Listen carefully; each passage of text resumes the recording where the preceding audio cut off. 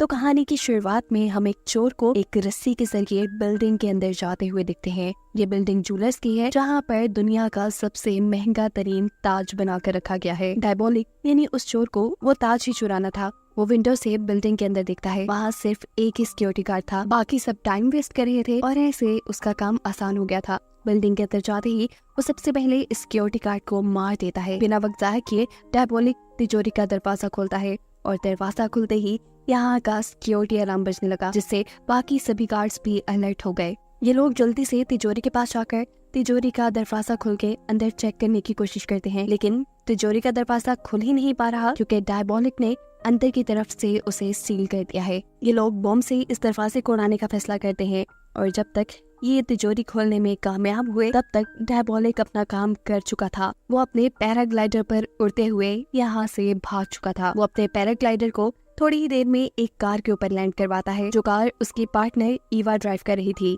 और ये दोनों उस कीमती ताज को लेकर यहाँ से फरार हो जाते हैं। सीन कट होता है और अगले दिन हम देखते हैं कि डायबोलिक ने जिस ज्वेलर कंपनी का ताज चुराया था, उसी कंपनी ने अपनी ज्वेलरी की लॉन्च पार्टी रखी थी, जहाँ 5 सुपर मॉडल्स उनकी कंपनी के सबसे महंगी ज्वेलरी पहनकर डांस परफॉर्म करती हैं। ये ज्वेलरी इतनी खूबसूरत थी कि सभी इसे लेने के लिए बेताब हो गए। इस पार्टी में सिक्योरिटी भी काफी टाइट रखी गई थी क्योंकि पहले भी डायबोलिक एक कीमती ताज चुरा चुका था। उन्हें डर था कि यहाँ पर भी कुछ ऐसा ना हो जाए। ये सुपर मॉडल्स जैसे ही अपनी डांस परफॉर्मेंस खत्म करती हैं, एकदम से यहाँ पे लाइट चली जाती है। लाइट के बंद होते ही सिक्योरिटी इश्यूज के चलते एक पुलिस ऑफिसर इन सभी सुपर मॉडल्स को एक सेफ रूम में ले जाता है। इस रूम में जाते ही सिक्योरिटी गार्ड रूम का शटर बंद कर देता है और हमें दिखाया जाता है कि असल में ये कोई रूम नहीं था, बल्कि ये तो एक कंटेनर था जो इन मॉडल्स को उठाकर यहाँ से ले गया। और जिस ऑफिसर ने ये काम किया था वो भी कोई पुलिस ऑफिसर नहीं था, वो डायबोलिक ही था, जिसने अपने फेस के ऊपर पुलिस ऑफिसर का मास्क चढ़ा लिया था।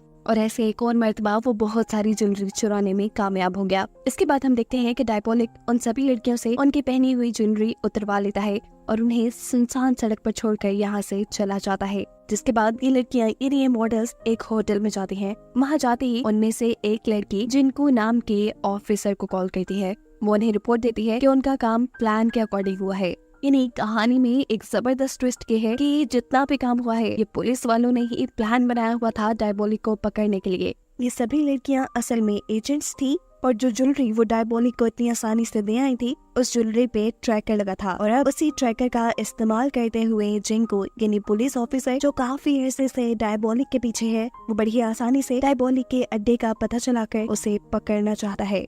इस सारे प्लान से अनजान डायबोलिक एक पहाड़ी के पास पहुंचता है। एक बटन दबाने पे वो पहाड़ी किसी दरवाजे की तरह खुल जाती है, जिसके अंदर वो और ईवा अपना ट्रक लेकर चले जाते हैं। अंदर आते ही इन्होंने अपना चोरी किया हुआ माल बाहर निकाला और अपनी जीत को सेलिब्रेट करने में लग गए। जितना जेवर इस टाइम इनके पास था, इसके जरिए ये लोग अपनी आगे की जिंदगी बहुत ही आराम से गुजार सकते थे। इसीलिए ईवा डायबोलिक से कहती है, अब क्यों ना हम एक लंबी ब्रेक पे चलें, लेकिन डायबोलिक इसके लिए मना कर देता है और ईवा से अपनी अगली चोरी का प्लान डिस्कस करने लग जाता है। दूसरी तरफ हम देखते हैं कि पुलिस भी जीपीएस को ट्रैक करते हुए डायबोलिक के खुफिया अड्डे तक पहुंच चुकी थी, लेकिन यहाँ पर पहाड़ी देखकर ये लोग बुरी तरह कंफ्यूज हो जाते हैं। जिनको यानी वो पुलिस ऑफिसर अब इस पहाड़ी को बम से उड़ाने का फैसला करते हैं और जैसे ही ये लोग यहाँ पे ब्लास्ट करते हैं तो इन्हें अंदर एक सुरंग दिखाई देती है, जिसकी दूसरी तरफ डायबोलिक था। सीसीटीवी कैमरा से डायबोलिक और ईवा भी पुलिस को अंदर आता देख चुके थे, इसीलिए वो अपने चोरी किया हुआ सारा सामान यही छोड़कर खुफिया रास्ते से यहाँ से निकलने की कोशिशों में लग जाते हैं। और जब पुलिस यहाँ पहुँचती है तो उन्हें वो दोनों यहाँ नहीं मिलते, लेकिन जिनको को यहाँ वो खुफिया रास्ता दिखाई दे गया था जिससे ईवा और डायबोलिक यहाँ से निकले थे, वो भी उसी रास्ते से उनका पीछा करता है और उन्हें देख भी लेता है। इससे पहले कि पुलिस उन तक पहुंचती, ये लोग तेजी से भाग रहे थे, लेकिन तभी ईवा का पाँव एक चट्टान में फंस जाता है। डायबोलिक उसका पाँव निकालने की कोशिश तो करता, लेकिन इतने टाइम में पुलिस इनके करीब आती जा रही थी और तब डायबोलिक अपने ही पार्टनर ईवा को धोखा देते हुए उसे यहाँ पुलिस के लिए छोड़कर खुद अकेले ही भाग जाता है, जो चीज ईवा को दुखी कर देती है। ये सब पुलिस ने भी देख लिया था कि कैसे डायबोलिक ने ईवा को धोखा दिया। अब इससे पहले कि पुलिस ईवा को पकड़ती, ईवा भी यहाँ करीब ही नदी के अंदर छलांग लगाकर अपनी जान पुलिस से बचा लेती है। गिनीम, डायबोलिक और ईवा दोनों ही पुलिस के चंगुल से बच निकले, जिसकी वजह से जिनको बहुत ज्यादा उदास है क्योंकि वो बहुत ज्यादा मेहनत करने के बाद डायबोलिक के इतने करीब आया था और फिर भी उसके हाथ से वो निकल गया। खैर अब इनके हाथ डायबॉलिक की चुराई बेशकीमती चीजें लग जाती हैं। अरबों की ज्वेलरी, करोड़ों की पेंटिंग्स, गाड़ियां, पता नहीं क्या क्या। इन सब चीजों को पुलिस अब अपने कब्जे में ले चुकी थी। यहीं पर जिंकू को एक शहर में बनी हुई बिल्डिंग का नक्शा मिला। वो समझ गया कि जरूर कि डायबॉलिक का एक दूसरा खुफिया अड्डा होगा। बिना वक्त है कि जिंकू उस बिल्डिंग में जाता है और वहाँ की तलाशी लेना शुरू कर देता है। पहले ही तो उन्हें यहाँ कुछ नहीं मिला, लेकिन फिर गलती से एक ऑफिसर का एक लीवर के ऊपर हाथ पड़ता है। लीवर के दबते ही वहाँ बेसमेंट की तरफ जाने वाला एक खुफिया रास्ता खुल गया। जिंकू और उसकी टीम उस जगह को गौर से चेक करते हैं। ये जगह एक लैब जैसी थी और यहाँ पर डायबॉलिक अपने लिए नकली मास्क बनाने का काम करता था, जिन्हें वो चोरी के दौरान इस्तेमाल करता होगा। इससे पहले कि पुलिस वाले यहाँ पे कुछ कहते, जिंकू सभी को यहाँ कोई भी चीज टच करने से मना कर देता है, क्योंकि वो जानता है जरूर डायबॉलिक यहाँ अगली चोरी से पहले आएगा। सीन कट होकर हम जिंकू की फियांसी को देखते हैं। वो इस शहर की मलका है। वो जिंकू से बहुत प्यार करती है और उससे शादी करना चाहती है, लेकिन जिंकू से कहता है कि हम अभी शादी नहीं कर सकते। जब तक मैं डायबॉलिक को नहीं पकड़ लेता तब तक मैं शादी नहीं करूंगा। ये सुनकर वो क्वीन चुप हो गई। वो जिंकू से कहती है, अच्छा ठीक है, कुछ दिन बाद मेरी पार्टी है, उसमें मैं बहुत कीमती हार पहनूंगी। मैं चाहती हूँ कि तुम उस दिन मेरे साथ पार्टी में रहो ताकि उस नेकलेस को कोई चुरा न सके। सीन कट होकर हमें उसी बिल्डिंग का सीन दिखाया जाता है जहाँ डायबॉलिक ने मास्क बनाने वाली मशीन रखी थी। यहाँ पर बहुत से पुलिस ऑफिसर्स तैनात थे। डायबॉलिक वहाँ पर माइक लगाकर सभी पुलिस ऑफिसर्स की बातें सुनना शुरू कर देता है। पुलिस वाले अपनी ड्यूटीज चेंज कर रहे थे और अब ड्यूटी थी रोलर की। दूसरे पुलिस ऑफिसर के यहाँ से जाते ही डायबॉलिक बेसमेंट का दरवाजा खोल लेता है। बेसमेंट का दरवाजा खुलते ही ऑफिसर की भी नजर डायबॉलिक पे पड़ती है और वो गोलियों की बरसात शुरू कर देता है, लेकिन एक भी गोली डायबॉलिक को नहीं लगी, क्योंकि उनके दरमियान में एक मिरर की दीवार है। गोलियों की आवाज सुनते हुए सभी ऑफिसर्स अलर्ट होकर इस बेसमेंट में आ गए, जहाँ आकर वो देखते हैं कि रोलर यानी उनका पुलिस ऑफिसर जमीन पे बेहोश पड़ा था और डायबॉलिक अपनी मास्क बनाने वाली मशीन चुरा कर भाग चुका था। यह खबर जैसे ही जिंकू को मिलती है तो जिंकू अपने ऑफिसर्स पर बहुत ज्यादा गुस्सा हो रहा था कि कैसे डायबॉलिक उनके नाक के नीचे से अपनी मशीन ले गया। अब अगले दिन जिंकू को हायर अथॉरिटीज बुलाती हैं। वो जिंकू से पूछते हैं कि अब आपकी अगली स्ट्रेटेजी क्या होगी। अब ये लोग बातें ही कर रहे थे कि यहाँ इनको ईवा की कॉल आती है। ईवा जानती थी कि डायबॉलिक के साथ साथ पुलिस उसे भी ढूंढ रही है। वो पुलिस से कहती है, डायबॉलिक ने मुझे धोखा दिया है, इसलिए मैं डायबॉलिक को पकड़ने में आपका साथ दूंगी, लेकिन इसके बदले मुझे भी आप लोगों से कुछ चाहिए। डायबॉलिक को पकड़ने के बाद आप लोग मुझे आजाद कर देंगे, मेरे ऊपर लगे हुए सभी इल्जामात खत्म कर दिए जाएंगे और साथ ही आप लोग मुझे सही सलामत एक दूसरी कंट्री में सेटल भी करेंगे। ये सारी बातें कहने के बाद इवान से कहती है, मैं आप लोग को फैसला करने का सिर्फ आधा घंटा दे रही हूँ। ये कहते ही वो फोन बंद कर देती है। हायर अथॉरिटीज को इवा का ये आइडिया पसंद आया। उन्होंने जिंकू को इसी आइडिया पे काम करने के लिए कहा, लेकिन जिंकू इस बात पे एग्री नहीं था। वो डायबॉलिक के साथ साथ इवा को भी पकड़ना चाहता था। कुछ सोचते हुए वो इस ऑफिस से निकलकर अपने ऑफिस में चला जाता है। वहाँ अपनी टीम से मीटिंग करते हुए वो एक प्लान करता है कि जब अगले आधे घंटे बाद मुझे ईवा की कॉल आएगी तो मैं ईवा को बातों में उलझा कर रखूंगा। तुम लोग ईवा की लोकेशन ट्रैक करना और जाकर उसे गिरफ्तार कर लेना। जिंकू का बनाया प्लान बिल्कुल ठीक वर्क कर रहा था। जैसे ही ईवा ने उसे कॉल की, उसने ईवा को बातों में लगा लिया और पीछे से पुलिस उसकी लोकेशन को ट्रैक करते हुए उस तक पहुंच गई। लेकिन ईवा किसी खुफिया अड्डे से नहीं बल्कि एक नॉर्मल फोन बूथ से उन्हें कॉल कर रही थी। अब जैसे ही ये लोग ईवा को पकड़ने के लिए फोन बूथ में जाते हैं तो देखते हैं कि वहाँ कोई नहीं,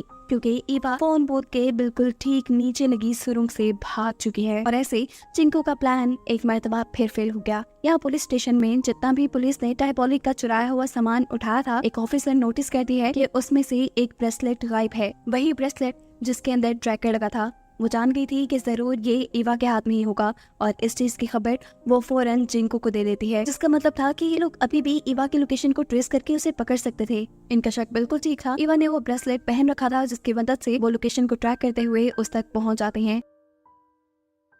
एजेंट रोलर उसके पास पहुंचते ही उसके ऊपर बंदूक तान चुके थे। इससे पहले कि वो ईवा को गोली मार देता, ईवा उसके ऊपर ही हमला करते हुए उसकी बंदूक छीनकर यहाँ से उसी की गाड़ी में भाग जाती है। जब जिंकू लोकेशन तक पहुंचा तो तब तक ईवा वहाँ से जा चुकी थी। उन्होंने रोलर को जमीन पे गिरा हुआ पाया। रोलर बहुत खुश था कि उसने डायबॉलिक का चुराया हुआ ब्रेसलेट वापस हासिल कर लिया, लेकिन वो ये बात नहीं जानता था कि यही ब्रेसलेट तो उसे बार बार ईवा तक ले जा रहा था। उसकी यही बेवकूफी उसकी जॉब का खतरा बन जाती है और उसे फील्ड पे जाने से मना कर दिया जाता है। यहाँ हम देखते हैं कि जिंकू का प्लान फेल होने पर और अथॉरिटीज की बात ना मानने की वजह से अथॉरिटीज उस पर बहुत गुस्सा हैं।